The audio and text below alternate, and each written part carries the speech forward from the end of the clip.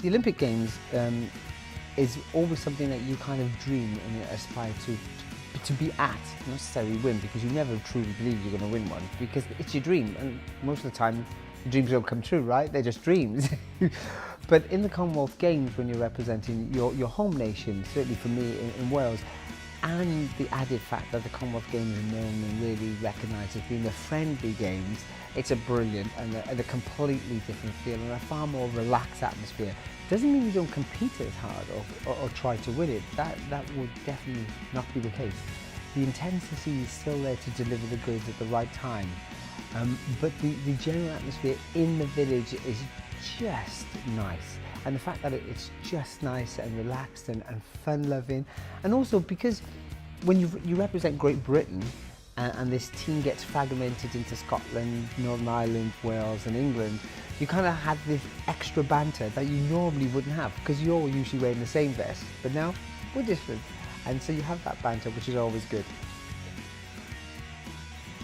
I think firstly, when you represent your nation or your country, you're very proud anyway, you know, to put on a vest and you're representing the team that is the nation or the country is just, you know, a remarkable thing, because you know you've then stepped up to a really good level in the sport, while you train hard, committed, dedicated, focused, go all through the ups and the downs, the tears, the smiles.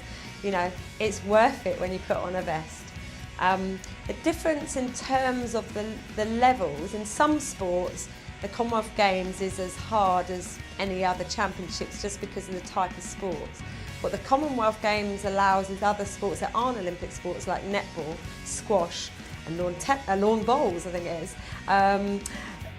give a platform for them. You know, just think of the netball team. I mean, they're world leaders with the Australians, and they never get a platform at the Olympic Games. So the Commonwealth gives that spread of other people. It gives an element of the same competition. You have your heats, you have your semi-finals, you have your rostrums, you have your medal ceremonies, you have your parades. So in terms of the experience, it's very much like an Olympic Games. Olympic Games, however, is the pinnacle of any sports person's career. You know, for 20 years I dreamed of being an Olympic champion. It was on a 4-year cycle. I never knew I was going to get there until I represented my country as a senior, which was, 8 years or so after becoming a junior athlete, or even about 10, 12 years after becoming a junior athlete. And when I first went to my first Olympic Games at the age of 26, it was just, oh my gosh, I'm at an Olympic Games. You know, and then it recaptured the dream and ambition of wanting to be on that rostrum. And you know, the next games I got a bronze medal, and then I still wanted to become Olympic champion. So when you're thinking from a sports perspective, if your sport has the Olympics, so let's bear in mind not everyone's sport does, but if your sport has an Olympic Games, as a sports performer who shows talent and ability and works up through the pathway, Olympic Games tops it all.